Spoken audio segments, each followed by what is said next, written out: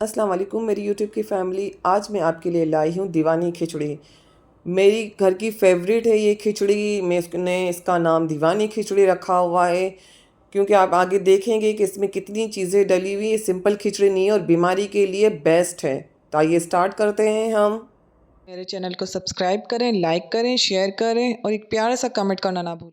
तो यहाँ पर हमारे पास दाल और चावल 250 ग्राम है।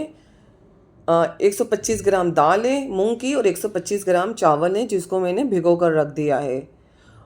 और आप खिचड़ी की दाल भी यूज़ कर सकते हैं। मेरे घर में मूंग की दाल की खिचड़ी बनती है तो इसलिए मैंने मूंग की दाल और चावल एक साथ भिगाए हुए हैं।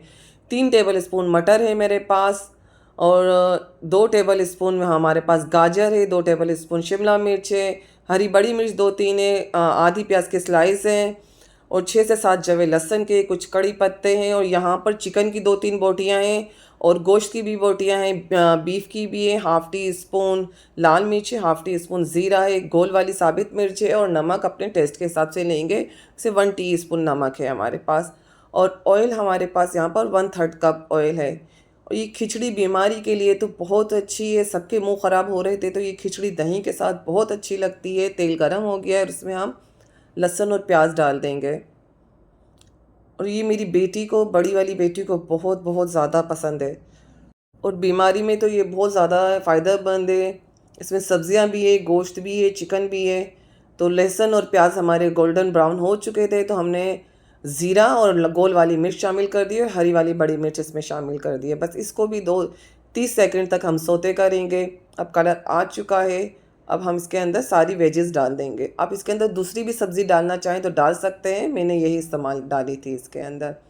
और इसको हम 1 मिनट तक धीमी आंच के ऊपर फ्राई करेंगे। और चिकन और गोश्त भी था वो मैंने डाल दिया। मैंने आपको बताया हुआ था कि बोटियाँ वगैरह में बचती है तो मैं रख देती हूँ। तो कभी इस तरह की खिचड़ी में या कबाब वगैरह में काम आ जाती हैं। तो यहाँ पर बीफ भी था और चिकन भी था तो इसीलिए मैंने इसका नाम दीवानी खिचड़ी रखा हुआ है। इसको हम 1 मिनट तक सोते कर लेंगे। और यहाँ पर हमारा ऑलमोस्ट हो चुका है तो अब हम इसके अंदर स्पाइस शामिल कर देंगे। आप मिर्ची ज़्यादा भी रखना चाहें क्योंकि बीमारी के लिए बनाई गई है तो मैंने हाफ़ टी स्पून ही लाल मिर्च शामिल की थी। अब इसकी भी भुनाई कर लेंगे हम। और यहाँ पर पानी हम शामिल करेंगे। 4 गिलास पानी मैंने यहाँ पर शामिल किए हैं क्योंकि खिचड़ी नरम अच्छी लगती है। और ये नरम एकदम खिचड़ी बनेगी। तो आप बना कर देखिएगा कि पुलाव को भी ये टक्कर मारती है ये खिचड़ी। हमारे घर में बहुत ज़्यादा पसंद की जाती है खिचड़ी। इसके साथ आपको सालन की बिल्कुल भी ज़रूरत नहीं पड़ेगी। अब इसमें उबाल आ चुका है, हम चावल डाल देंगे। खिचड़ी जितनी नरम हो इतनी ज़्यादा अच्छी लगती है। सबकी अपनी अपनी मर्ज़ी होती है लेकिन मुझे नरम खिचड़ी ज़्यादा पसंद है। अब यहाँ पर चावल डाल दिए हैं मैंने। और आगे आप ज़रूर देखिएगा कि हमें किस स्टेज के ऊपर उसको दम पर लगाना है। ये आप लोग लाजमी देखिएगा। पहले मीडियम आंच के ऊपर हम इसको रखेंगे। और फिर देखें ये इस स्टेज पर आ चुकी है। एकदम पानी ड्राई नहीं करना है आपने। इस स्टेज पर हम इसको दम पर लगाएंगे। ये दम पर आने में कम से कम 30 से 35 मिनट लगेंगे इसको। और ये 30 से 35 मिनट हो चुके हैं हमारे। अब आपको डिश आउट करके दिखाती हूँ और देखें इसकी, ये इस तरह की होनी चाहिए ये खिचड़ी।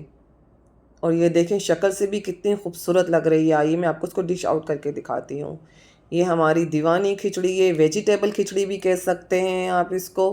और आप लोग ये बनाइए, खाइए और ज़रूर बताइएगा कि आपको कैसी लगी।